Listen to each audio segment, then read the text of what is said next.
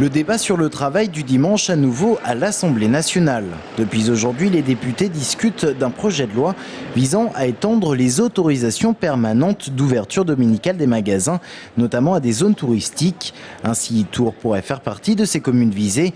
À la CCI Touraine, on est en tout cas favorable à l'ouverture des magasins le dimanche.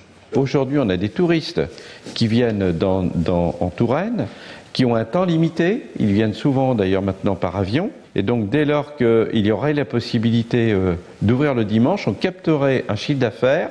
Contrairement à ce qui se dit, c'est un chiffre d'affaires supplémentaire qu'on engrangerait. On vient à Tours pour y faire ses courses, pour acheter, et en même temps on peut aller voir évidemment des sites touristiques. Mais ce n'est pas la raison essentielle. Mais si la loi est votée, rien ne dit que Tours puisse être concerné par l'ouverture dominicale des magasins. En effet, le maire devrait en faire la demande et la décision en incomberait au préfet.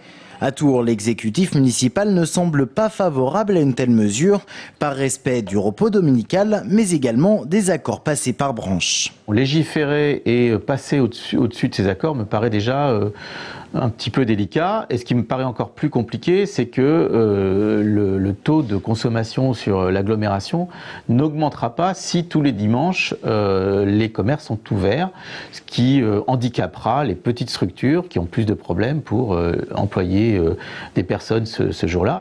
Mais il y a polémique sur le texte de loi, car il existe deux codes en la matière. Le code du travail, où 500 communes sont référencées en site touristique, et le code tourisme, où là, le chiffre passe à 3500 communes, catégorie où Tours figure déjà.